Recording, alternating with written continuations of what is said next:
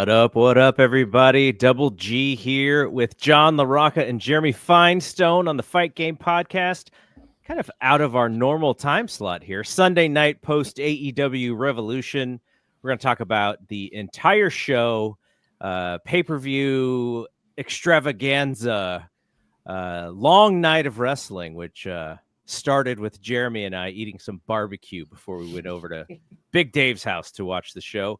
Fellas, are you guys ready to go? You rested? You had that little 45 minutes of not wrestling, and now we're about to talk about it again. Ready? Let's do it. I am ready to talk all the wrestling that we can handle. The buffet that we got tonight. Okay, so let's start it off with this. I'm going to do this recap probably a little different than most people hear recaps on wrestling podcasts. I'm taking it from like a headline perspective. Like, I'm a news guy, journalism guy. I was thinking, like, what is the headline coming out of these matches and the main things? But before that, I actually have a written statement from our good friend, Lady B. You know, I don't know Lady B's government name. I got to ask her what her government name is, but we got to keep her kayfabe here. She's Lady B. And I said in our Discord as we were watching this show, I was like, man, so many things are happening on this show. Like, how are we going to synthesize this and talk about it in a way that makes some sort of sense? So she goes, I got it. And she wrote me a paragraph, and she said, here's how she broke down tonight's AEW Revolution. Rizzler doing Riz things. Hangman haircut. Mercedes got her ass beat. Leslie Jones wants to fight Ricochet. Okada did things. Hurt people.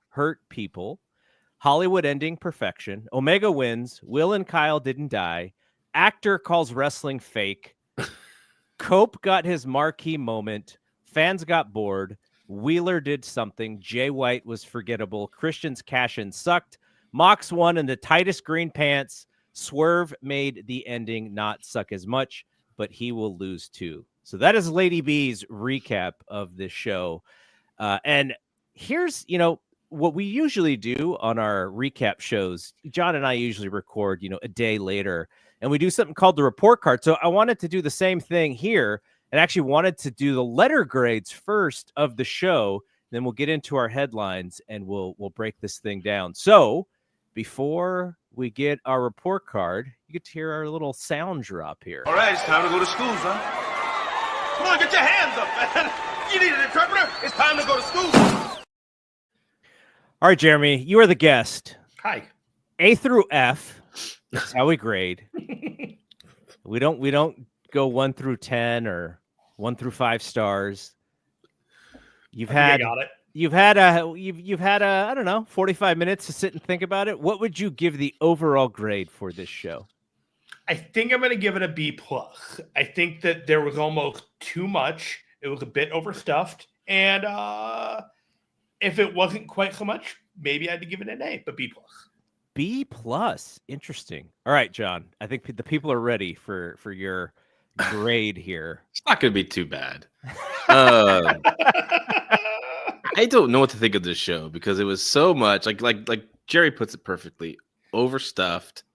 I'm overstuffed of all this wrestling. I'm kind of like, I think after the women's match, I was kind of desensitized to everything else going forward. But I'm Jeremy. I'll stick with him. I'm B+. I can't say it's an A because a lot of my principles were kind of destroyed. Yeah, well, yes. So but I found an easier watch than most AEW shows of late. I don't know, maybe because we were breaking out in conversation about Captain America and during all this stuff during the main event. But it just seemed like the show was quicker moving, which I appreciated. And so I'm going to stick B+. That's where I got. All right, I'm going to go A-. And the reason is, all of the things that you guys said makes me hesitate a little bit on giving this a really, really good grade. But my critique of AEW has been no baby faces are over. It's all heat. And I thought this show did a really good job of setting up some babyface contenders to eventually take the strap from Mox. Now, I'm seeing the stuff on Twitter, just like everybody else. People want that to happen tomorrow. They're tired of the Death Riders. I understand why. I don't think it's going to happen tomorrow. I don't think it's going to happen at Dynasty. May not happen at Double or Nothing. We may go all the way through to All In to get that official crowning. But I think today, more than any other time, I think we have baby faces that are ready to step in. And I think you can put many of them in. I personally would say Omega, but it looks probably a little bit more like it would be Ospreay. I know Swerve is going to get the next shot. Hangman is in there we too. saw Hangman in the opener. He's right there. So that is sort of the key for me when I look at this pay-per-view as sort of a indicator of, is the booking going to help the business? I am of the opinion, and John can comment on this or not, but I'm of the opinion that the whole key to the thing is eventually getting over a strong baby face and having a hero kind of take what you have right now and then take it to the next, and then you create a heel for that baby face. Doesn't mean that a baby face is the only person that can be champion, but I think there needs to be consistency in having heroes so that the fans look forward to something rather than what the end of the show tonight was, which they all knew Moxley was going to retain. They didn't care about the swerve of Christian coming in. And even the end with the real Swerve jumping off of the thing like Spider-Man on Moxley, they were like, okay, that's a nice Band-Aid, but we're seeing through it because, we just saw 20 minutes or whatever of a match that we didn't like. So either one of you can comment if you wish, or we can move on.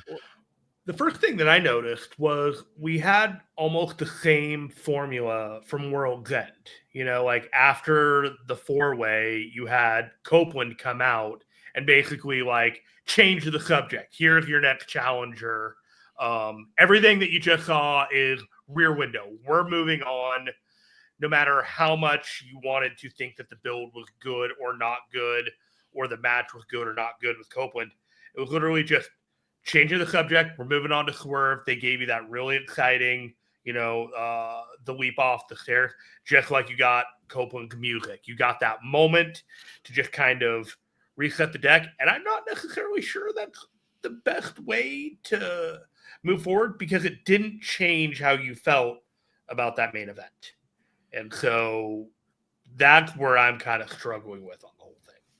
Well, the main event was not good, but I did like the closing moment of Swerve confronting, attacking. I know he did it in a very spectacular fashion, but at least that gives some fans to look forward to. I think like at least gives them some hope. And Swerve's a guy that they can see really legitimate beating Moxley for a title. I think a lot of people are kind of on the fence with Cope, on the fence with a lot of people, Orange Cassidy, etc. These previous pay-per-views.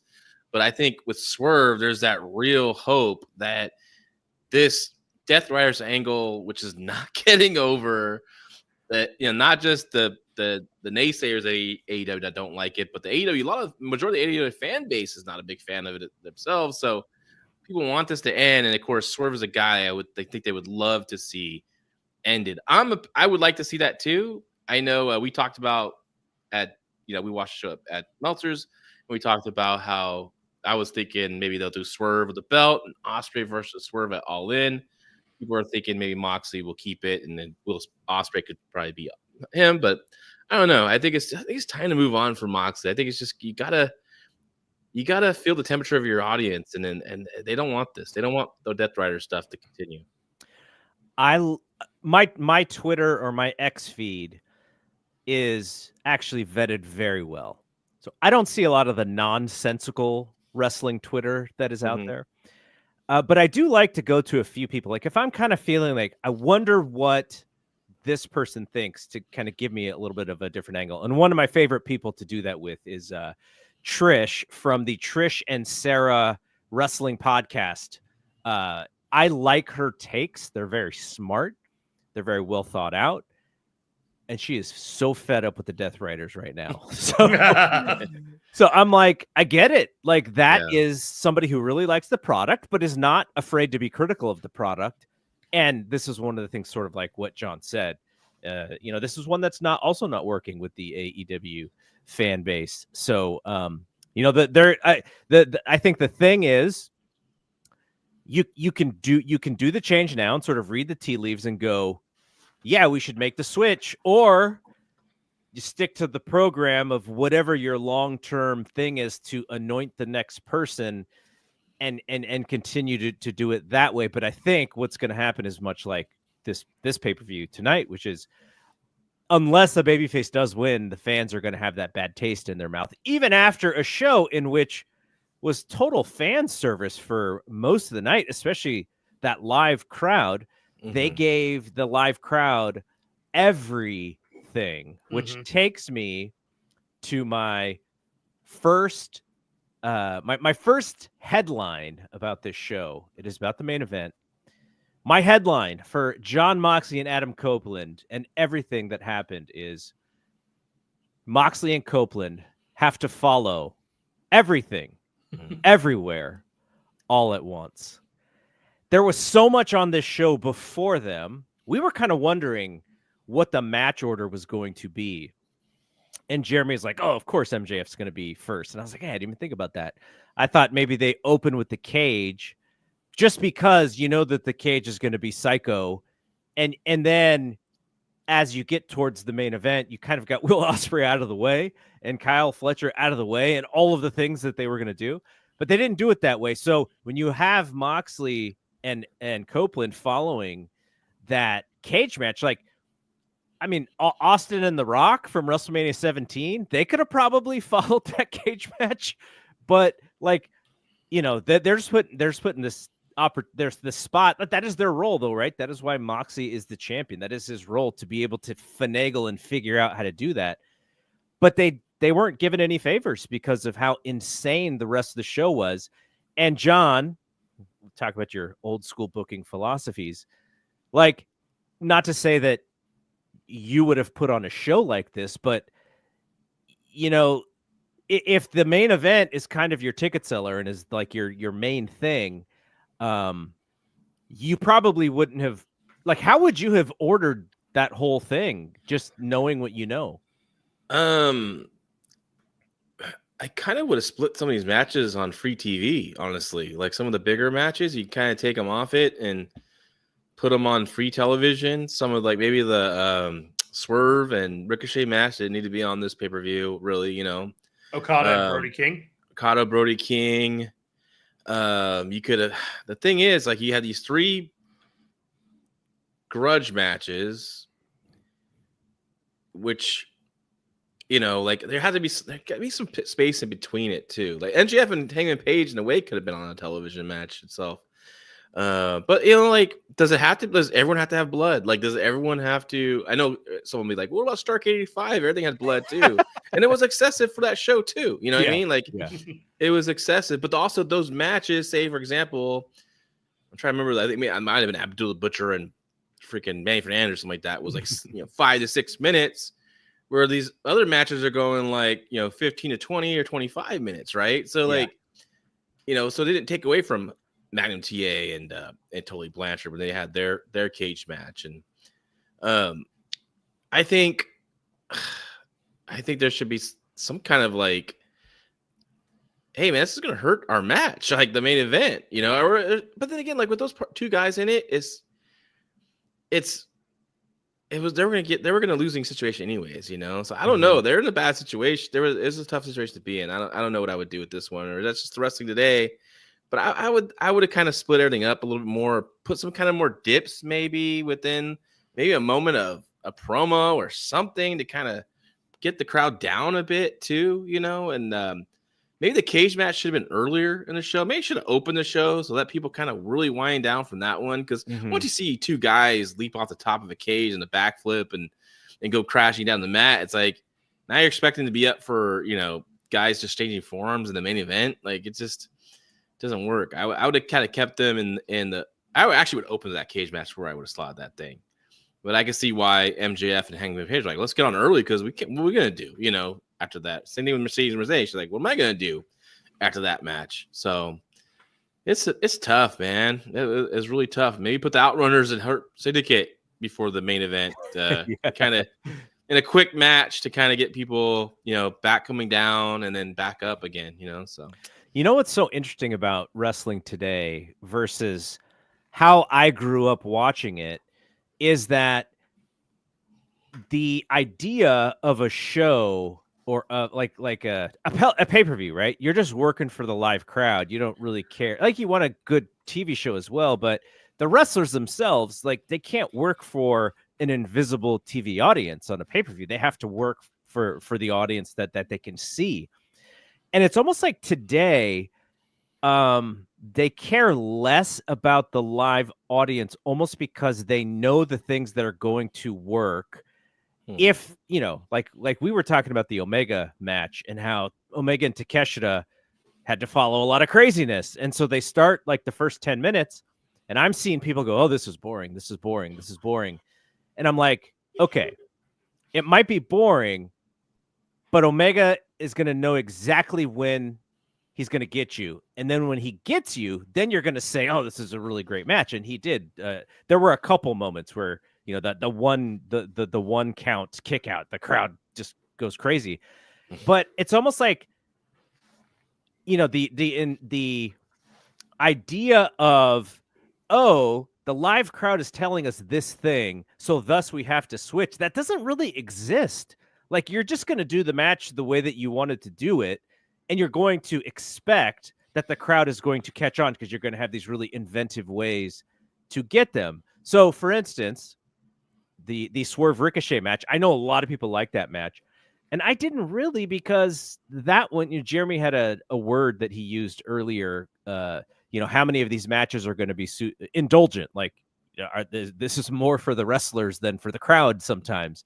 And that was the one where I was like, okay, there were moments of that in that match, but I would love to understand a little bit more how people in wrestling today sort of decide when to do things, or if it is literally just, this is the way we're going to do it. And because we know the fans are going to be right there with us when we do the things that we know that they're going to catch on to. I felt like when you were talking about the indulgence thing, there were at least 4, maybe 5 matches on this entire card that felt like they were wrestling to prove that they should have been the main event on this show.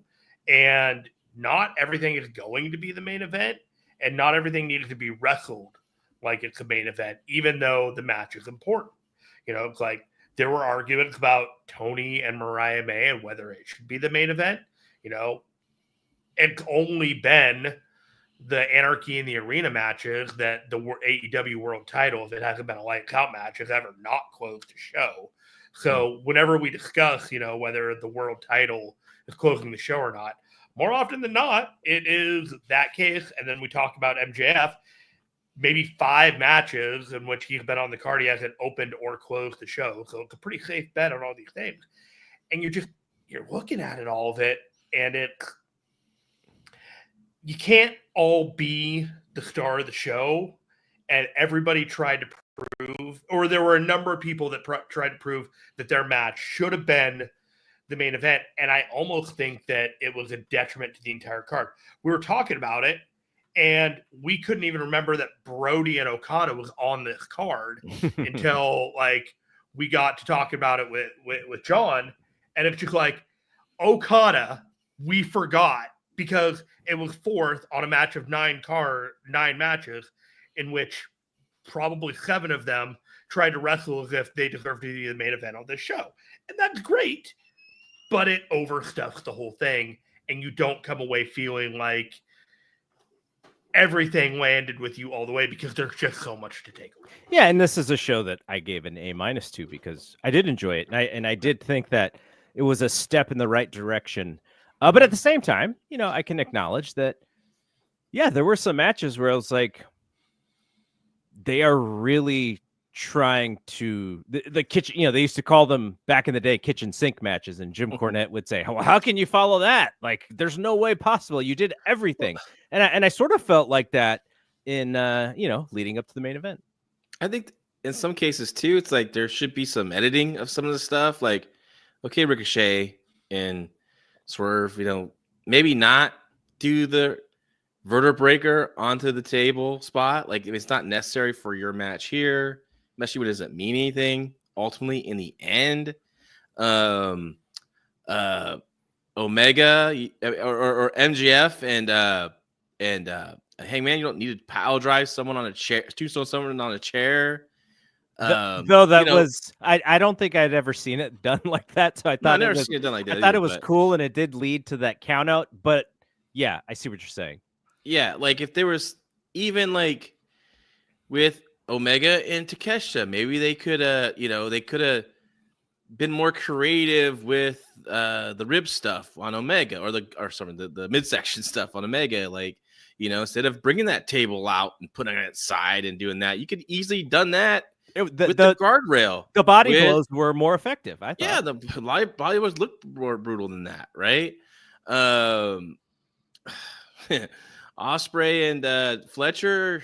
I mean, people want something on top of the cage in cage matches now. That happens all the time. The blood, I expect it. And okay, it's a cage. It's blood. I expect it. I'm okay with that. But Toni Storm and Mariah May, did it have to be that gross and violent? No, it didn't have to be. They could have been creative and did something different. See, I would say the gross and violent in that match worked better than the actual cage match because for one, it's a little bit more shocking to see women bleed, and in that sense, so it's that shock factor. But B, that was kind of the ending to a story that they'd been telling for a long time, and the Hollywood ending. I feel like they delivered what they had promised, and the blood and the violence was really the icing on the cake. Whereas you already have the gimmick with the cage. And then they added, then it became a hardcore cage match. Then it became a screwdriver on a pole match. Like they added so many things. They opened the cage up. Like there was no reason to open the cage up too, as well, right? Just to get that more props in after the match previously used props, right? Or 2 matches before that used props. It's like why are you using props now? You have the cage there. Use the cage, right? Like that frustrated me too. And and that's where sometimes you get to the indulgent thing, but also to what Jeremy says is like, in your own world, you have this match and you've been building this match. You've been telling the story for 2 months, and you have this mindset of like, here's what I want to do because we have to do better than the last time. So you kind of want those guys and the women to like really think about their matches that way. You could talk about producing, you could talk about agenting, you could talk about organization, whatever. And I think this pay-per-view number will be really interesting because we'll see how that worked with the audience, because the audience has been at the end of the year, they were, the pay-per-view buys were a little bit lighter, but usually this Revolution show is where they kind of get back into gear. But I wanted to bring up Eddie, who had a super chat. Our guy Eddie, he's in the chat for Wrestling Observer Radio a lot, and here's his comment on the main event. He said, "Main event reminded me of Mania 39. People were pissed. Roman won, but people knew Cody was the savior. Everyone is tired of the Death Riders. Who is the one to dethrone Moxley? I'm tired of Moxley." And that's the part of this show that I really liked, is because I think they they separated a few guys who could be that guy instead of having Copeland and then in the previous pay-per-views, like guys that were like, okay, this person is not winning. Now we have people, like to John's point, that we could see winning. So I thought that was a very, very good comment by Eddie. Thanks for the super chat there, Eddie.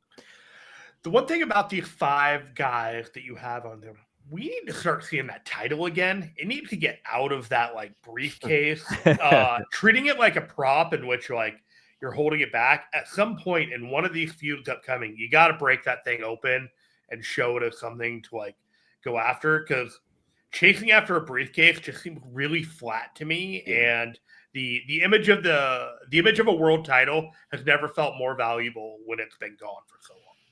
I don't understand the angle of it. I know what he said. Oh, they deserve to see the belt. Like, why? Why don't we deserve the? It's precious to him. He doesn't want anyone else to even come close to touching it or having it. If the angle is like, I'm proud of this company, everyone else is soft, wouldn't he really want to like have that belt to present to everyone that he is the man of the promotion. He's the champion. Like, I don't know. You know what I think is going to happen? Hmm. I think it's just going to mean that something happens to that briefcase, Mhm. and it's just a way for Tony to bring out a new world title. Oh God. He loves the new world title. All right, so let's quickly get through kind of the bits and pieces Sure. of that match, which is, they're doing a match where they're trying to make the fans believe that Adam Copeland has a chance. There was a ref bump, the only ref bump in all the chaos of tonight. We had one ref bump, and that was Bryce, who got splayed out for what seemed like a good 5 minutes. And then Christian comes out dressed like one of the Usos, and he's got the contract, pulls the referee out on a pin, signs the contract. He makes it a triple threat match, which makes it a no DQ match. Previous to that, Wheeler Yuta had come in, the worst tease of turning on John Moxley ever. Of course, he was on the Moxley side. There was also a Jay White interference spot that was well done, but he just ran Wheeler Yuta to the back. He accidentally hits Copeland with the briefcase. Slipped on a banana peel. Yeah, I don't know what he was doing. Didn't that end up meaning anything at all? Like nothing really, right? Hey, he was just there Copeland to run Wheeler back, I guess. Copeland is able to escape the pin on that too, so that made So then in the three-way, we get one near fall, and then Moxley puts the Bulldog choke on Christian, who's the freshest guy in the ring, and Christian puts his hand on Edge, who's knocked out. And so he's got the Bulldog on Christian. Christian puts the hand on Copeland. The ref counts to 2. Moxley pulls Christian back, and then Moxley chokes him out. And so we get the contract out of the way. Christian no longer has this contract. Edge did not actually take the pinfall, and Moxley escapes as the world champion. And so as we're going to the back, and people are hating this, like so many people hate it, though. If Copeland had won, would people have liked that better? I don't know. I'm not quite sure about that. I think they wouldn't be over the moon, but they would be happy. At least this Death Rider thing, at least Moxley as champ is over. But for Copeland to lose the title, he would probably have to lose it to a heel. Mm-hmm. I'm going to jump in here and I'm going to say, I think people were just bummed that Christian interfered in the one-on-one match. Had Moxley won the match and it hadn't been Christian, or it had been more of a traditional one-on-one without Christian, I think people would have been not as hostile to the Christian run-in, because it felt like, the best way I can put this is, it felt like Tony Khan had a great idea based off of his affinity for TNA and all these things that he's done in the past. He was really happy with this idea, and he thought it was going to work out and it was going to check off all the boxes. But in execution, it just felt like an old, tired idea. Mm-hmm. It felt like Jeff Jarrett agent this match. Laid out the groundwork for it or something, but yeah.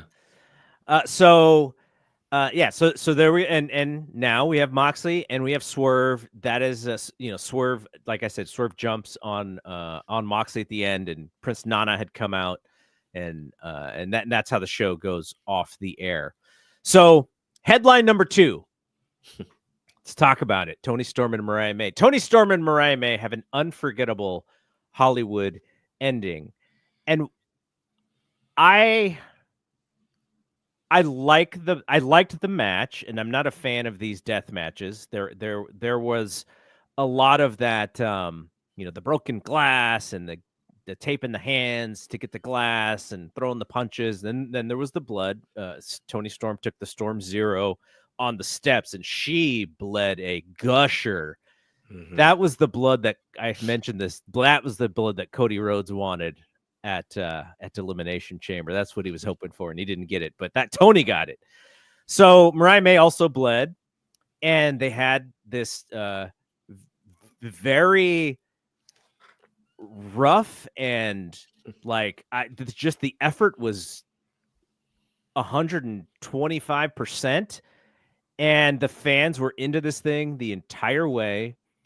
And then they had to bring back the shoe, which the fans went crazy for. And, that it was a prop, and it was a prop that the fans were like desperately hoping that it was going to be there. They were so excited to see the shoe. Yeah. And then Toni beats Mariah with the shoe. And then she does the Storm Zero through a table to win the match. And essentially, this blood feud ends. And on the big screen, it says, the end. Mm-hmm. It ends with two women who are exhausted and knocked out, and essentially showing how this feud was originally about how much they cared about each other, and then it turned, and then it came back to that at the end. And you know what it kind of reminded me of? I had some Rocky comments in our when we were at Dave's, but at the end of the original Rocky, Stallone, Rocky and Creed, like Rocky doesn't really care if he wins, and Creed actually really does care because he's going to lose his title to like this nobody. Mm-hmm. But the end of the thing is so much about like respect, and like they just went through this bloody match and these guys are killing each other, but it's like they proved something to each other. And I kind of like that style of romanticism. Now we'll see where this goes, because sometimes they can go over the top with it, but I thought it was a fitting ending. I thought the effort was there. Not my favorite kind of match, but I think they kind of knocked it out of the park with what they were trying to do. And in another dimension, if Tony Khan knew what he was getting on this pay-per-view, maybe he ends the show with this match. Though in the scrum, it's really a press conference, not really a scrum. But he said, well, they main evented his favorite TV show of all time, which was that Grand Slam Australia. So he did say that, we had them main event that show. So overall, start with Jeremy. Mm-hmm. Thoughts on the match, thoughts on the ending. Are you complete with it? Where do you go with this? I'm totally fine with this being the wrap up. AEW has touted this as one of their success stories in terms of long-running singular angles that they're seeing through start to finish, from Mariah joining and the timeless angle. And I can't disagree with that. Should it have main evented? I wouldn't have had a problem with it if it had. I didn't have a problem that it didn't. It's like, if both women or timeless Toni Storm are not like doing a promo about how they gave a performance of a lifetime and really selling like that kind of thing, I think that'll probably be a miss. Like, those kind of things need to be like talked about, because it really was a good match. This could go down as the best women's hardcore match, better than that Britt Baker Thunder Rosa match that kind of put both of them on the map a few years ago. This was leaps and bounds better than that. But at the same time, if someone said it was really just a stunt match, like you're doing a lot of stunts around a wrestling match, like, yeah. And there's a lot of people who have made a very successful career out of doing matches like that. Toni Storm, she's even been in New Japan wrestling in men's matches, no disqualification things, along Juice, and wrestling that way. So she's had it in her this entire time. You've got Mariah, who, hasn't been doing this for that long, but definitely shown the potential. And there were a lot of different ways they could have done it at the end. And when it's all over, I think the decisions were fine about the match, the quality, the decisions, the extent of the brutality. I don't want to see it all the time. It reminded me a lot of Kevin Owens and Sami Zayn from the other week, where it's just like, here you go. This is your match. Go for it. Did I love everything about that match? No. Did I think it was amazing and a performance of a lifetime for both those guys too? Yeah. And so if you're going to compare a match, I think that's a really good comparison of a match of the length that two will go in order to give a match that calls back to a ton of things that they set up before. and this is Jeremy and I were talking off air about the placement. And I thought the placement was actually perfect for this match, because if you think of the show was 4 hours, and you can sort of think about it as, you're kind of peaking with a grudge match, essentially. Okada and Brody King, totally fine. Like, there was nothing wrong with it. But it wasn't something that people have been dying to see. It was just a match on the card. But this was something people wanted to see the payoff. And so I thought having it early in the show allowed them to do the things that they wanted to do. And they didn't have to come after some of the other things on the show, because if you put this in the main event, they would have had the same problems that Moxley and Copeland did with the crowd. Now, some people might say, well, the crowd would have been just more up for it. And that's definitely possible. But I think the placement where they were, the fans at that moment were ready for that thing. And I thought it was perfect the way that they did it. John, thoughts? Man, this is a lot to. I mean, it was very shocking to me. It was very gross, hard to watch at times, and hard to really get into. I didn't think it needed to be as excessive. Like they could have done stuff where I don't think the glass was necessary. That spot was necessary. All that stuff, they could have taken it out. I don't know. It's just where do we go from here at this point? Like, what's next for the women's division, right? Like, there's something they're always going to expect out of women now. Like, it has to get crazy and bloody now. Is that what people are going to expect? I mean, if Jeremy kind of called back to the Britt Baker and Thunder Rosa match, like, that was how many years ago? And it was the main event of a Dynamite, I believe. There was a what was the other hardcore match that they did? It's not, they don't do them often to this level. So I think you keep them special, and the next time, in a year or whatever, if you need to do something like this again, I think you can. And I don't think Willow and Chris Statlander. And then Mariah too just had a match. Didn't she pile drive someone through a barbed wire table or something weird or something like that recently on the pay-per-view? The last pay-per-view, wasn't it? We watched? I don't remember. What was the last pay-per-view? World's End? She wrestled she beat someone in pile drives through a table too.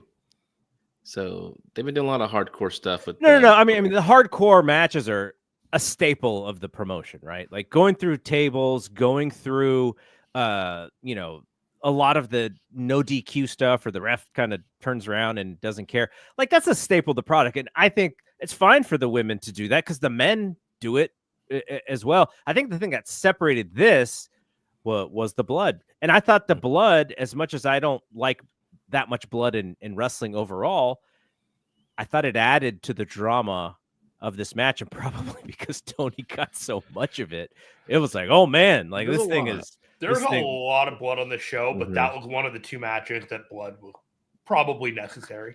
Yeah. I don't know. I thought they could have done this all a different way and still would have been exciting, but they could have. Yeah, they could. They should have just called this the blood and guts match, man. That's what it was, blood and guts. Yeah, I don't know. It's not my style of wrestling. That's not what I enjoy, and I like grudge matches. I like bloody matches if they really, really, really mean something. I know they've been feuding for a while. I'm kind of over this. I know what you want to say. Yeah, they did a really good job trying to. Sorry, it doesn't come close to Flair and Funk IQ match. I quit. Oh, no, that's what you want to say. This will never even touch the arena like that match. That match was on another world. But anyways, I don't know. I'm not the audience for it. I'm not a death match guy, though these women are well-trained wrestlers compared to most death match wrestlers who are just a bunch of garbage wrestlers. But I don't know. I don't know. It wasn't my thing. I did not like the this. Follow-up is going to be key. The follow-up is absolutely going to be key. It will be. Yeah. What's next? And I'm sorry. Just Toni Storm character, even Mariah May, the last few months has really lost me. And I think Toni Storm. I think she's all in, and that's great. Like, she's 100% committed, and that's cool. But it's such a character. I don't know if it crosses over or anything. I don't think people will see that and be like, oh man, this girl's great. Like, I don't know. I think it's a wrestling bubble kind of thing, and I don't think it's a a mainstream thing. I don't know. Maybe I could be wrong, but we'll see what happens. Mariah, if I'm Tony Khan, I'm not having Mariah May show up for a while. She needs to be gone for a while, but I hope she doesn't come back all depressed and sobering some over dramatic bullshit. You know, I hope I think she should be gone for a while. She needs to come back and kill her. I mean, they set the table up for this match really, really well. You know, Mariah was increasingly, after she lost the title, becoming unhinged and turning into what Toni had turned into when she lost the title. And so when they were coming into this conclusion and they're doing the whole pray for her when Renee is doing the interview. And, you know, like, you knew that you were going to get some hellacious shit in this match, and you got it. But it was whether, like, there was an aspect of the entire audience that wanted to see that. And that has always been the conflict with AEW. It's just how hardcore and bloodthirsty this crowd is, regardless of whether it's men or women. You know, like syringes through cheeks. And, you know, like, there are things that have happened in AEW, regardless of what gender is wrestling, that you can just be grossed out by. And I think there was an aspect to this match that, regardless of gender, you could be grossed out by it. Yeah. Yeah, you know, and I think you can say that and also acknowledge the positives of it, which is this like, you know, the fans were, the live crowd was so dialed into this match. So my third headline here is Will Ospreay breaks his ass and Kyle Fletcher's spirit in a kitchen sink cage match. Now, if I'm comparing the emotional attachment I had to both matches, I was more emotionally attached to the Toni Storm and Mariah May match, but I can also acknowledge that some of the stuff that they did in the cage match was incredible, because those guys are incredible athletes. And I imagine, you know, the star rating will probably be 5+ if we're being fair to what we saw. Oh, when you see the beads of sweat just coming off Dave's forehead, and he's fanning himself. The reaction to the Will Ospreay move and whether he died from the last. I like how inside baseball, like, people are. What's it like watching with Dave? Well, always cracks you up watching shows with Dave, especially these AEW shows, especially the Will Ospreay matches, is he reacts to these moves. Yes, like it's the first time he's ever seen him. Like, I just love it. I like when he gets super excited. Like, I had the same conversation with Garrett before he joined. I mean, you know, Ospreay's little back moonsault into a sky twister, like, you know, like just standing back moonsault twisting thing, right? Oh my God, it's Ospreay. You know, it's usually because he has an idea of what they're doing. Yes. And he goes, okay. But then there's an extra chain link to the move that he doesn't see coming. And that's when he goes like, whoa, like he didn't see it coming. And so that's a funny thing to watch while you're watching it. So yeah, when a botch happens and you see him like watch Swerve or MJF land on their face instead of like the right part of their body they were supposed to land, you get a reaction from him, and it's pretty amazing. Yeah. Okay, so we saw a Spanish fly off the top of the cage. You called that. Shout out to Miguel Rubio. Miguel called that. Yeah, sorry. Excuse me. Sorry, Miguel. Yeah, I called the Os Cutter, but it was not that. Pile driver to the top rope. Os Cutter would have been a pile driver to the top rope. We saw Kyle Fletcher pull a wristband out of the front of his trunks, which was kind of conspicuous in why it was there in the first place. We saw thumbtacks, and by the way, he shoved that wristband in Will Ospreay's mouth. Yeah. We saw thumbtacks, and we saw a screwdriver get used at least 2 or 3 times. Barbed wire baseball bat. Barbed wire baseball, and this is inside of an actual steel cage, which should be the gimmick of the match in of itself. Don't forget the bolt cutters and one Mark Davis that made himself present toward this match. Boo. That took it away for me, personally. I know why he was there, but it just... Why was he there? Because he's tied to the United Empire, Aussie Open. Those three were together as the trio. And, Kyle Fletcher doesn't like him. Will Ospreay doesn't like him. But he's still there anyways. Okay. And they're trying to tell him like he's conflicted. He's against his will. He's doing this evil thing because he somehow contracted with Don Callis, and he doesn't want to do it. Power of attorney. But I mean, he's low on money, like Shawn Michaels with JBL. I don't know, but like he comes out, he's not conflicted. He has a bag with weapons. He's angry. He wants to open this cage. He bolt cuts the cage open. By the way, Rick Knox sit there, slack jawed, arms out, like what are you doing? Like, that guy just needs to go. But anyways, like it's just horrible presentation there. And again, I don't understand why this was needed. I think that the only weapon I can see getting involved in this match is that screwdriver. Yeah, because you can just slide it through the cage. You slide it through the cage, or even where they found it, which is on top of the cage. And I think that's okay. Like you have a person explain it. Don Callis on commentary can even mention like, well, yeah, we were checking some stuff on. That's where I left it. Like just something like a smart Alec remark. The real reason why he came into the thing is because he had to bring in the bag of gimmicks for them to use. That's why he was there. But there was no other reason really for him to be involved except for that thing. Yeah. But Will Ospreay. We'll talk about Will and Kyle. I think the ascent of Kyle is going to be an interesting thing to follow. He is a heel. He's the top heel in this Callis family thing. So I think there's value in that. But at the same time, he kind of always is going to have his eye on Ospreay because of their feud. And it does look like Ospreay's on that ascent. I think he had to cut a promo at the end of the show saying that, he wants the title. So Ospreay's kind of on this way up. And how do you keep Kyle hot while not having to, have these guys wrestle each other, much more? You don't need to. You can save that for when one of them gets, a championship or whatever. But how do you keep Kyle, in a good position while his adversary is definitely on his way to a title shot? You want to go, Jeremy, or you want me? I'm going to let you go first. Oh, this is simple for me. Like, I would quickly have him win the TNT title from Dan Garcia. I know it seems like they're building that with Dan Garcia and Adam Cole, but yeah. I'm sorry. Adam Cole is not the guy I would invest any much more into at this point in his career.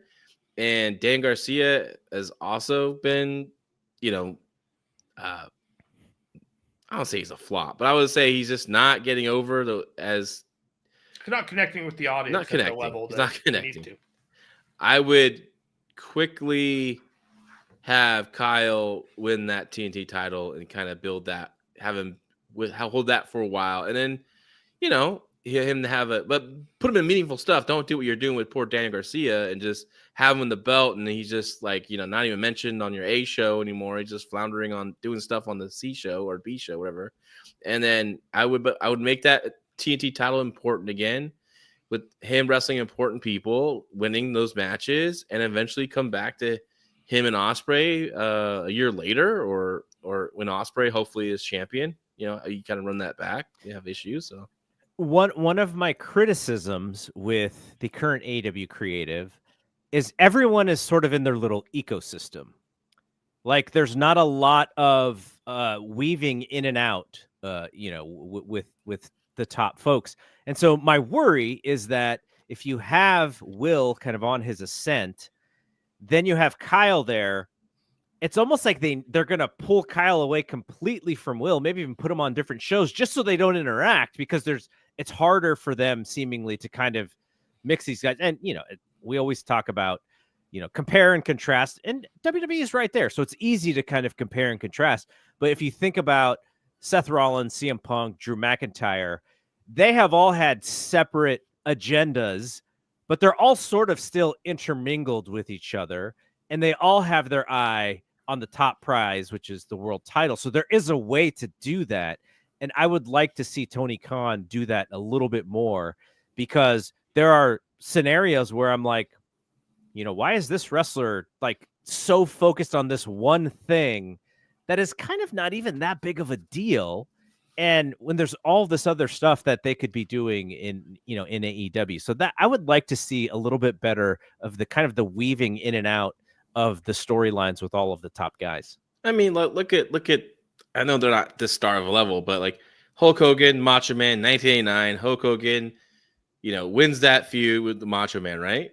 What's Macho Man going to do after that? He won the crown, the king, the king crown. He created that whole what with that character and started feuding with other people, Dusty Rhodes, etc.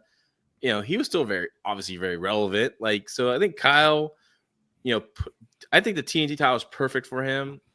And again, but make it important again, though. You know what I mean? Like, don't just have him win it and he's wrestling freaking what's his name, Gravity or some shit. You know what I mean? Or I don't know. What's the guy? Hocus Pocus. Well, Fletcher and Mariah are in the same position essentially. Hocus Pocus, a different guy. Like how you rehabilitate them after building them up. Both of those programs are very tied together, and so how do you break them up? But still acknowledge that thing exists. You guys just went through hell with each other. I mean, they could. Well, no, I think. He could always mention, "I'll be back, Ospreay. We'll go through this again. I just need to refocus." Something it's easy to do, but they don't have to cross paths every week, Right.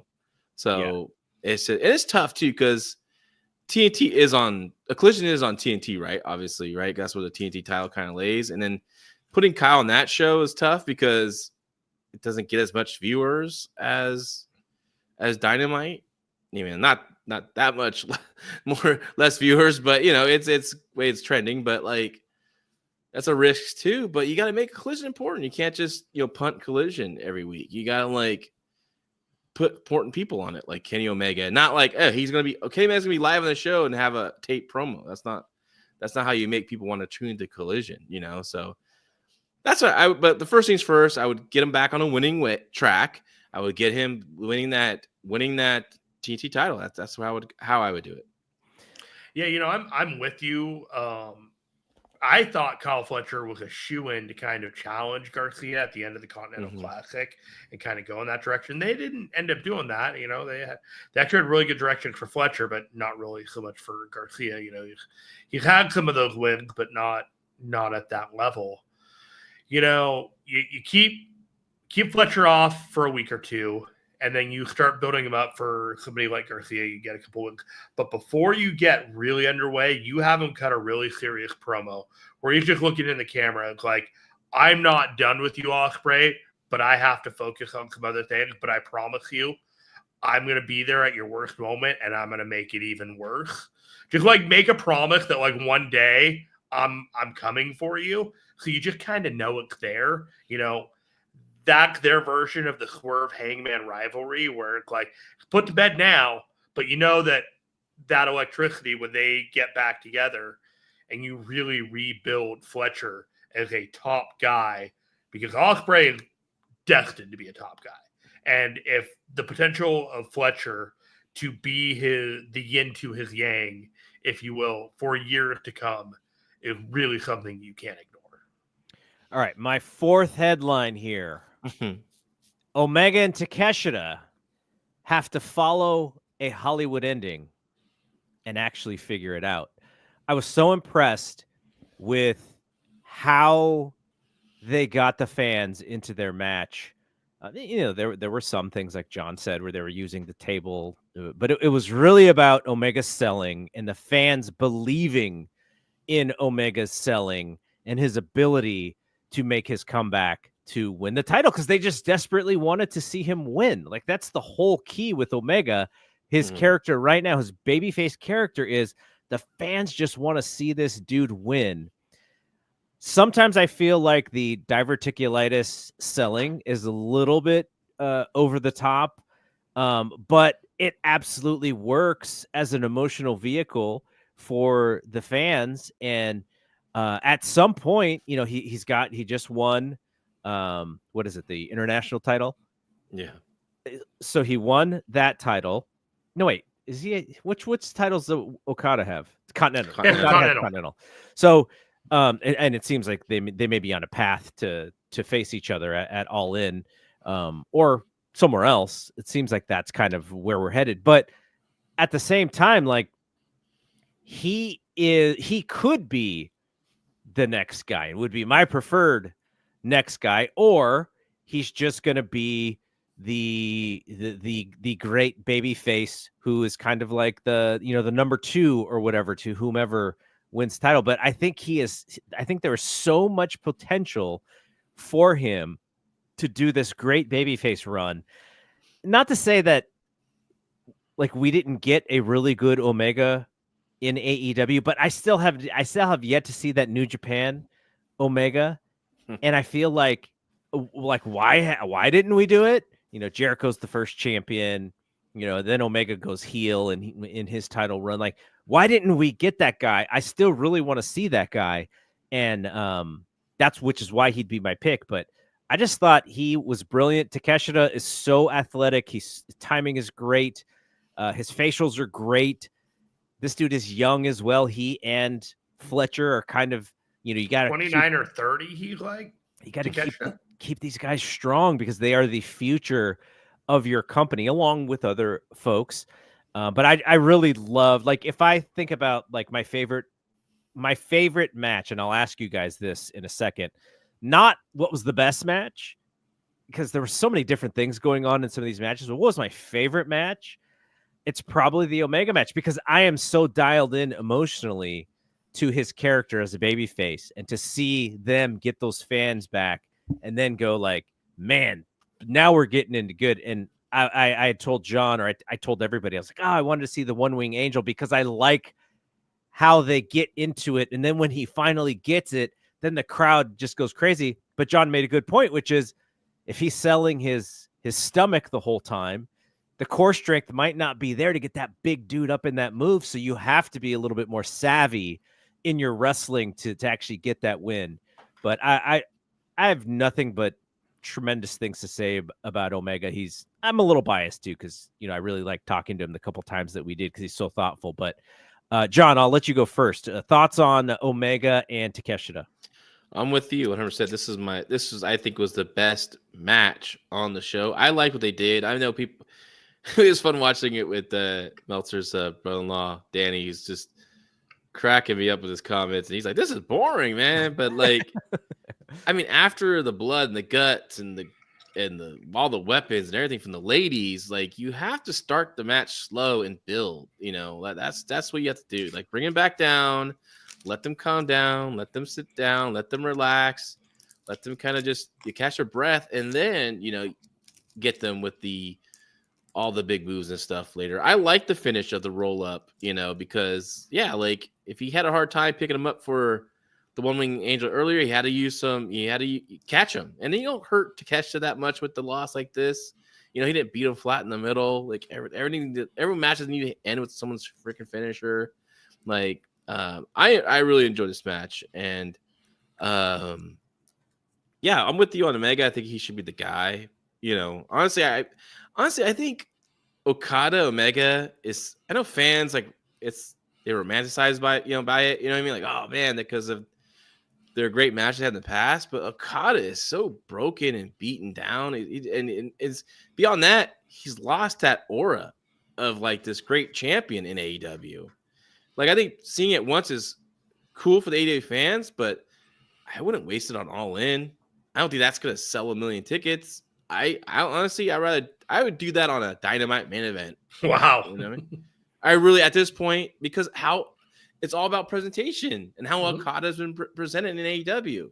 So, I mean, that's my opinion on it. But KMA is not the greatest wrestler I've seen, but I will acknowledge that he has a true connection to the fan base, and especially the AEW fan base, of course. So you have to I think hey man, how good are you to go? Like, can you carry this again? Can you be our guy again? Right.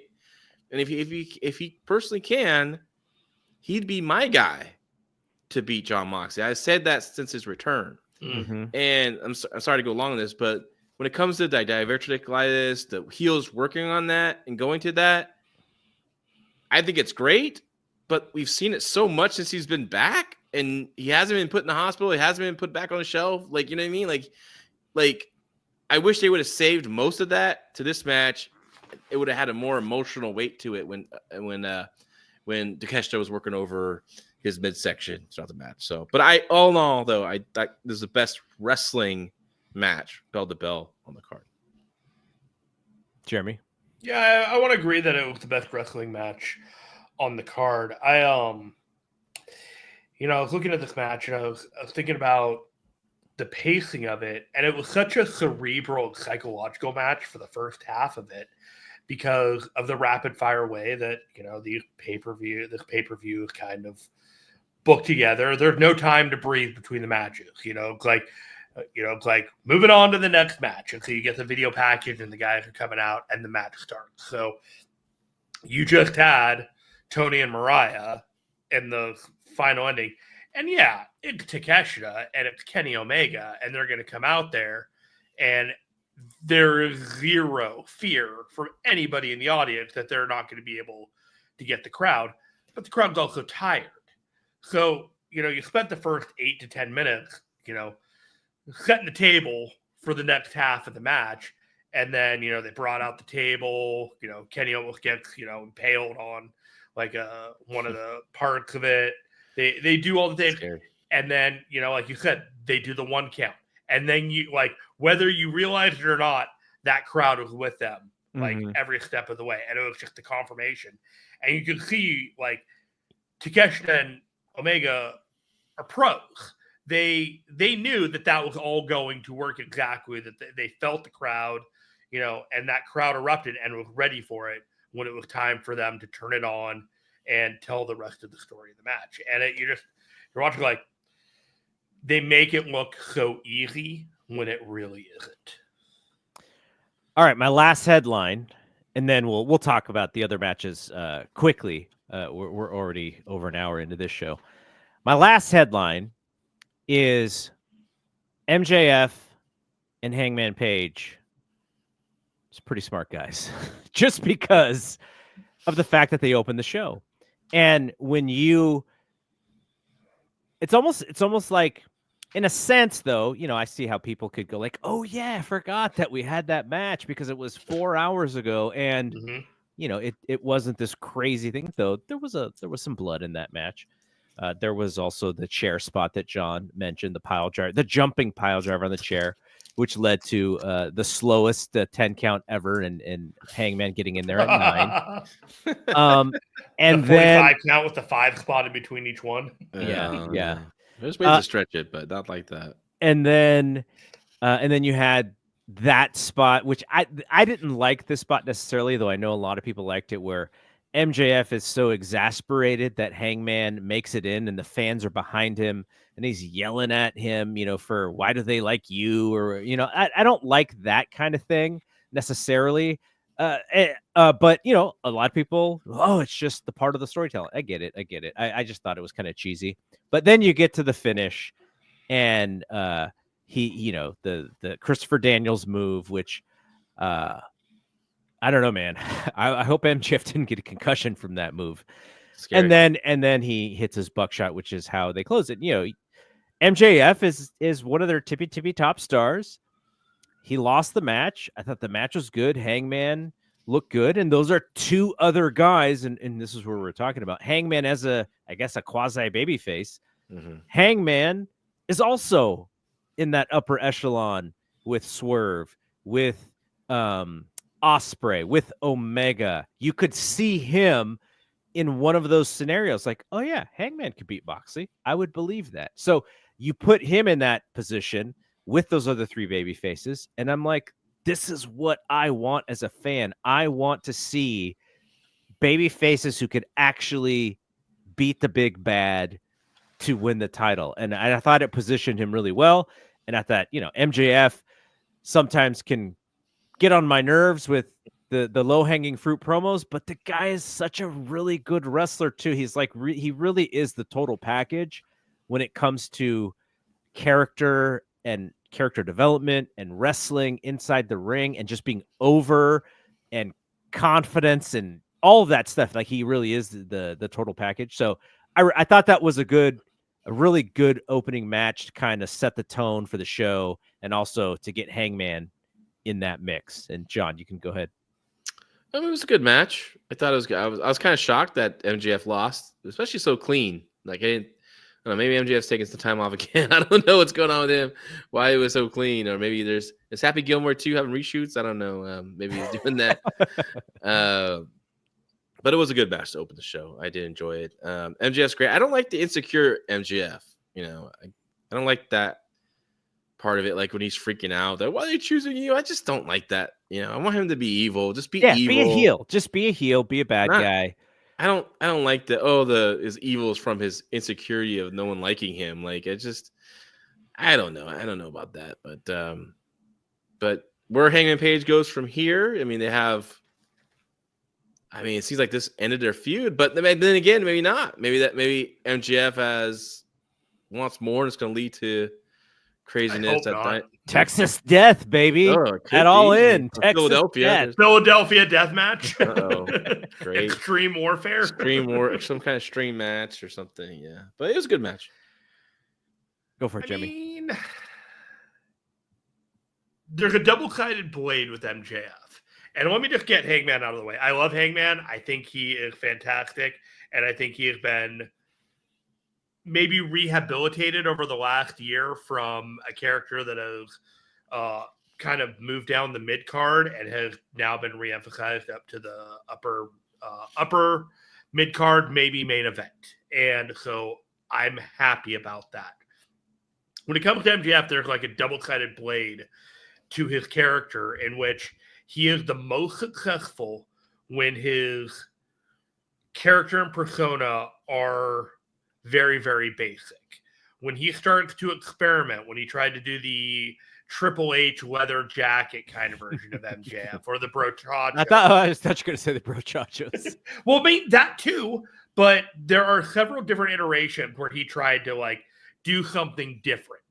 And when he just does the MJF thing, as limiting as that is as a persona, it feels as if the audience receives him the best in that persona, doing the best hits of the gimmick rather than, really being successful, like experimenting and growing. He has an issue with that aspect of growth, and I don't know how he fixes that.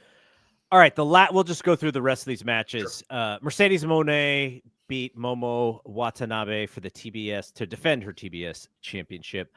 I think the thing that stood out about this match is Watanabe hits really hard and maybe not in the spots that maybe Mercedes wanted to get hit hard. It looked like not the most fun night for Mercedes in that ring, though the physicality of that match did make it more interesting. Now, didn't necessarily make it more safe, but if you were looking at this from the perspective of, Mercedes is kind of going through all these matches and, she eventually wins.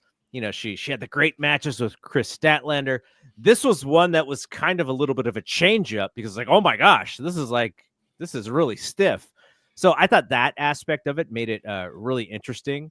The crowd, I don't know who the crowd was supposed to be behind, but they were not behind Mercedes. They did the Three Amigos spot, and they were not happy with Mercedes, and they turned it around, and they were happy when Momo started doing it. So solid match. I wouldn't call it one of Mercedes's best matches so far, but there was intrigue, or there was interesting stuff in it because of what looked like some pretty stiff stuff. John, it was okay, I guess. I don't know. Momo, I think she hurt her ankle. I heard. Yeah, somebody said that in the chat. Yeah, so I thought some of her kicks were not just reckless. There was one dangerous. Right on the chin. Well, that one for sure. I mean, I don't know how you miss. How do you kick her in the chin when she's stationary like that? Like that didn't. That was. I know she quickly apologized, but I don't know. I don't think Watanabe's that good of a wrestler. So I think I honestly, I'm surprised they didn't go home early in this one. They should just call it the day. And it's hard too, because like they never really established this girl on AEW television. They didn't really present her that well on AEW television. Shoot, when she showed up at Grand Slam, like I said, her head was barely over the guardrail. Like it was like, and she didn't look like a star. She was not presented as a star. No, she was never. not presented as like this crazy ass kicker. She was just presented as like next, essentially. Yeah, exactly. And so, that it wasn't really her fault as to why she wasn't over. They tried with the Billy Starks stuff, but to me, that made me go, oh, I kind of would rather see the Billy Starks match than the Momo match. So I don't know if that worked at least perfectly, but looks like through the Billy Starks thing, looks like we're gonna eventually get Mercedes Moné and Athena. That'd be nice. That's good. Yeah. That'd be nice. What'd you think, Jeremy? I thought that first off, really glad that Mercedes is able to advocate and get as much time as she wants for her matches, and really make sure that the women's division gets some coverage. With that said, I thought that you could have shaved 2 or 3 minutes off of this match, and it would have been probably a better match. It felt like they were letting the big impact moves that they were absorbing off of each other try and tell a story, and it was over and over and over again. And by the time we got to the finish of the moneymaker into the bank state, or whatever the new version of the bank statement is called, it was like, okay, and we're good. It just a little too much meat on the bone on this one. It would have been good if they actually booked this Mercedes and Camille split to actually peak at this pay-per-view, where the same promotion for the movies going out, where Camille has a pretty big significant role in. Like, that would have been good. Yeah. I think it was pretty... It feels like she's persona non grata right now. I don't know what's going on. It was pretty awkward that you're promoting this movie when you have a member of your roster in it, and she's nowhere to be found, nowhere to be comment on it. I don't know. That did not look like a good situation. So. Doing better press with the no comment than the actress's ringside.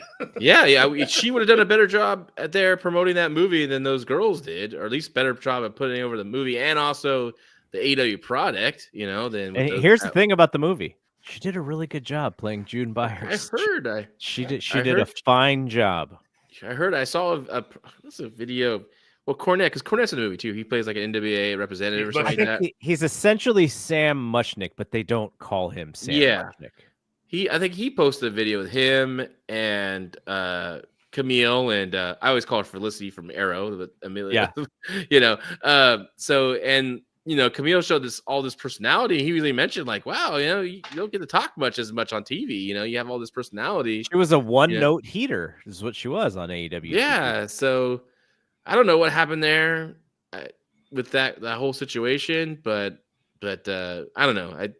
If too bad they couldn't make it work to where you had this movie coming up on the same weekend. Might as well, peek it there and do something there. Yeah, it'd been great. Maybe they just bring her in as well. We do that. We try to wipe. We go Men in Black and just wipe everyone's memories and bring her back as like the granddaughter of June Byers or something, because she played that role very well. So we talked a little bit about the Swerve and Ricochet match. We don't have to go too much into it. I did not love this match as much as everyone else did. Ricochet, his heel character has been working on me. I like the character, the nerdy guy who thinks he's cool kind of thing. Swerve is awesome. You give credit to the guy for signing the big deal and looking the part. He's much bigger in the upper body than he was or than he has been. He looks like a main eventer. His presence is as a main eventer. I think the fans are just ready to, he was already the champion. I think they're ready for him to possibly win it again, though I don't think he is at this point. So I'm really behind him. I'm a big Swerve guy. I think the match though was like just too much for me. There was too many things that were happening. There was too many kickouts, and there was too much of that. Again, getting back to that indulgent word. But again, there was a storyline. There was a big storyline in this match. They've been feuding for a few months now. You had the Prince Nana jacket thing. He and Swerve get into a little bit of a tete-a-tete. Swerve is kind of out of control and pushes him down, and Nana goes to the back. And then Nana comes back out to grab his jacket, and they get to the end where he helps Swerve, and then Swerve wins the match, and Swerve gets down on one knee, presents the jacket to Nana. They dance, and all is good, at least for now, in their land. But Jeremy, quick. We'll go quick through Sure. this one. It checked off all the boxes, and it sent the fans home happy. They have put in a lot of work. Swerve, Ricochet, other people trying to get Ricochet over, trying to get the angle over. I think they did a really good job. I'm glad that they're moving on from it, and this is one of those matches that they can just try to wrestle like it was the main event. John. Overstuffed. That's my favorite word for the day. A lot of stuff they didn't need to do. They need a billion kickouts. They didn't need the vertebraker on the table that meant nothing. I found it comical that early in the match there's the rope, Nana's robe on the ring post, and Nana just looking at it was like couldn't touch it. Like you could just get it and take it, and it was just kind of silly. But yeah, overstuffed. I think people are going to overhype this. I mean, it has, like, people really have loved this match, just for the story and the action and the back and forth and the kickouts and, a lot of the stuff that we sort of feel is overdone. It seemed like it did work with a lot of the feedback that I've seen. The Okada and Brody King match was fine. It was, Okada doing more than he has done in a while. He had these like weird bruises or cuts or something on his arms that I don't know that we ever got an explanation about. But this was just, I would imagine if they are not planning on bigger things for Okada and possibly Omega, that he didn't even need to be on the show, really. Like, if this was a Collision match, this was the main event of Collision, it would have totally been fine there.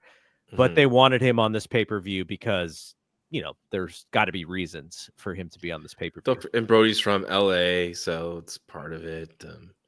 It was a match. I mean, I don't know how this match really helps Brody King, because he took 90% of the match and lost by essentially just a clothesline. Now, just a clothesline to you and I, we also, I mean, not to us, because it's the Rainmaker Club, it's his finish. But again, presentation. Yeah. It's not with Okada's aura is not there. So it just looks so flat and almost like, that's it. That's how he lost. That's how this big monster lost. He just lost to this guy, just delivering his clothesline to him. I don't know. I don't know what the hell is going on with the Hounds of Hell, rebranding of them. But if it's just to be losers, but he can't walk. I guess they're just losers. I guess I don't know. Buddy can't walk, and Brody can't kick out of a Rainmaker like Buddy can. I think they literally lost almost every match since Malachi Black. Julia Hart beat the Queen in one match, and then she lost in the other match. I know for sure. I'm guessing Malachi or Aleister Black's gonna have a better run when he eventually returns to WWE. We'll see. I think that's gonna be interesting. He'll get he'll get the big presentation, and the crowd will just can't wait for him, and they'll react, and then we'll see what happens as far as he might be in that Andrade Shinsuke Nakamura U.S. title, situation or something like that. Unless he's part of that. Was it Judgment Day? Because a lot of people were speculating the Voodoo Judgment Day. If you bring him in, I would love to. I think he and LA Knight is actually a really good feud if they wanted to bring him in that way. That. Okada. I've watched a fair bit of New Japan in my life. And, your guy, Okada. He was not no Okada tonight. He actually did some work. He actually took the equivalent of all the bumps and hits that he hadn't taken all year round in this evening. There's a formula to some Okada matches when he's a champion. He takes a ton of punishment, puts the other guy over, and then wins in the end. And that's what happened here. He took a huge beating from Brody King, won the match, and then we moved on. The thing is this Okada is a little more washed than he was in New Japan, and so we're not getting these legendary matches that you would see all the time. You're going to get them 3 or 4 times a year instead of every month. And that's just it. You know who Okada is, John, as I'm in different universes with wrestling because I'm reading the 84 Observers, I'm reading the 2018-2019 Observers, and I'm in this current time period. And Okada's Greg the Hammer Valentine. Greg the Hammer Valentine from 1984. Gorilla Monsoon would say it took Greg the Hammer Valentine like 20 minutes just to warm up, just to get a sweat or whatever, right? And like that's Okada. Like his matches don't really mean much if they're only 10 minutes long, because he can't do all of the things in the match that he would usually do in a longer match to set up that stuff to make it mean something.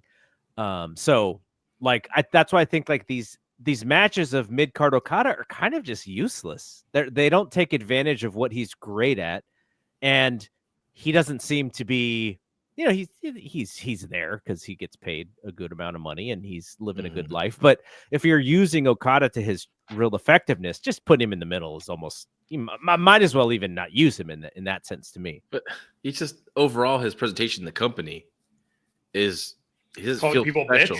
bitch. Well, but also he is a man without a group, right? No Bucks, No Jack. no Jack. So he's just by himself, like just calling people bitch. That's it. It's just they missed their window, and it was early on when they signed him. They threw him in that elite group, which I don't know if ultimately I don't know if did him any favors. So, but yeah, I don't know. I love Okada. I love New Japan Okada, but AEW Okada, I'm sorry. Yeah. I don't get excited anymore when he shows up on my television. He's clocking in, he's clocking out. Yeah, That's what Okada does. Yeah. All right, the other match that was not necessary for this pay-per-view, Hurt Syndicate and the Outrunners. I don't even really understand what the plan was with this thing. I don't know if the Outrunners were supposed to look competitive because there wasn't a great chemistry with either team. I would have preferred to see a bit of a more one-sided match and a much shorter match. We got the Hulk up spot, and I was like, really? Like, does anybody care about this? And they actually got booed during the Hulk up spot. Yes. And so, yeah, this should have been a TV feud. It should have stayed on the TV feud. Why the Outrunners instead of the Murder Machines, or what is that what they're called? Yeah. Murder. Or the Crew. Well, no, I don't want to see the Crew against these guys. Or is that Leo Rush and I believe so, yeah. Or the Guns. This should have been the Guns match instead of doing the Guns match on TV. This would have been a much better spot for the Guns to bump like crazy for these. What happened to the Guns after that match? Who knows? Hopefully their contract's up and they're about to go to WWE because that's where they should go. Yeah, this match here was it should have been short and decisive. 0 hour. 0 hour been a perfect spot for it. I think Toni awarded Outrunners because they did on a small level got themselves over right to the fan. They're like they're a fun act on television, but I don't think people see them as a pay-per-view act really like that level. And it looked like I don't know what happened. I think one I don't know which one it was, but maybe he got his bell rung, or maybe he was nervous, or there's a lot of miscommunication in there. And as I said, when we watched it, I think this match hurt the Hurt Syndicate more than helped them. And I understand of all the people you're showing, is Action Andretti and Leo Rush on the outside as the next up. Like, how does that get anyone excited? When those two little kids out there are gonna tackle these badass men, who so I know it's Hurt Syndicate, like you said, it's a variety show. It's like here comes this act. It's a Hurt Syndicate moment now, and they need to be in the mix of something bigger, I think. But I'm not even sure if they're going to reference Leo Rush's history with those guys. That's what I was gonna. That's what I was. That's wondering. right. Yeah, that's right. Because he is a manager for Lashley. The other place, because I don't know if that'll help or hurt the feud either. Because I just don't think Leo Rush and Andretti are the guys that you need to be going with next. If they are, they need to get murdered. Like, all these guys coming up against the Hurt Business, all these guys need to get hurt. Like, we don't need to have a 10-minute, somewhat competitive match in which the Outrunners are botching a couple of spots here or there, just telling everyone, like, this isn't the role that they're supposed to be in. And then when you're setting up the Hurt Business to face off against two guys that you could almost argue that Bobby Lashley weighs as much as both of them combined, and you're supposed to think these are your competitive opponents. This is not rebuilding the tag team division. Who's the team did they have? Is there anyone? No Bucks. Burger Machine. The Bucks could have been on this show, but FTR. I'm kind of surprised. You're eventually going to get Christian FTR. and Edge. Yeah, FTR. You know, like you have teams there, but they just haven't. United. Well, they beat FTR, didn't they? Just recently beat FTR. Who? Or was there like O'Reilly and Strong beat them? Yeah. O'Reilly and Strong. I mean, yeah, I don't know. Yeah, But it's just one of those, like, you have a very strong, dominant tag team, but there is fear of putting viable tag teams in which, you know, and then here's the thing team too, has like, to lose. The fan base is treating the Hurt Syndicate as babyfaces. Yeah, they're not, because they want to see ass kickers. Yeah, they want ass kickers. Yeah, and so now maybe they need to go babyface. Now you need some like sneaky heels or something like. Well, you got Archer and Cage that like they could just go to, but they refuse to take the direct route. They're saving it for something. Yeah, they're saving it for something. But then again, like I think other than a match, it's fine. But Archer and Cage aren't strong promo guys to help build this feud up. You have Don Callis, our manager, but are you gonna? Will he be? Sometimes it seems like he doesn't really too much involved in their stuff, you know. So we shall see going forward. It just doesn't feel like the direction is strong. Just quickly, I didn't see all of the 0 Hour, but Commander and Hologram beat Blake Christian and Lee Johnson. Daniel Garcia and the Undisputed Kingdom beat Shane Taylor Promotions. Daniel Garcia stole the pin from Adam Cole to continue their feud. Chris Jericho and Gravity did not even take place, and he just beat up Gravity and Bandito with the baseball bat. And I thought then Gravity was going to be someone under the mask or something like that, but it didn't be in that, I guess, huh? Yeah, I was thinking like I didn't even remember that Gravity worked for AEW. So I thought he got released. I don't know. Big Boom AJ, Orange Cassidy, and Mark Briscoe beat the MXM Collection and Johnny TV. The Rizzler, my favorite of this crew, was sitting ringside, so I got to see my little chubby friend, the Rizzler. I love that kid. You know, my stepson, he like I was telling them about these Costco guys. He's like, "Oh yeah, I know who those guys are," and he's like, "Could you interview the Rizzler?" And I was like, "He's a little boy. Like, what am I gonna ask him?" He's like, he's like, "I love that guy so much. Like, I would take a punch for the Rizzler. I love him so much." So what does he do? What's his gimmick? Charisma goes a long way, John. Does the Riz face, man? You know, that's all he does. All he does. Like when they show him doing the Riz face, like on his platform, what does he do? I don't watch any of those videos, but that's all I see. They probably hawk a product and then he reacts with the and everyone pops. Wow. So the thing about this match is Big Justice, the other young kid, did do a wrestling move in the ring. They teased that they were going to beat him up, but they did not beat him up. And I think Big Boom AJ got the pin. Powerbombed Man's Claw. Yeah, so and that led into the pay-per-view. Okay, just real quick, I got some notes from the presser. This is from Brian Rose, who watched the presser and wrote up the article for the website. Swerve said he is suffering from a ruptured eardrum following his match with Ricochet. Oh, good. He talked about the him and Cody, man. Travis Scott slap Swerve at some point too that we didn't know about.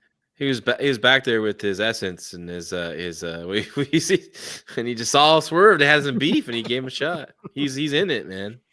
He was on a different planet on Elimination Chamber, so maybe he was able to transform to backstage in this show. He was floating on clouds. That was for sure. Swerve was asked about, his opportunity for a second reign, and the first reign was about raising the bar, and he said the second reign will be about silencing the doubters. Big Boom AJ was also interviewed, was also part of the presser. He said that he, Big Justice, and the Rizzler are all signed with AEW.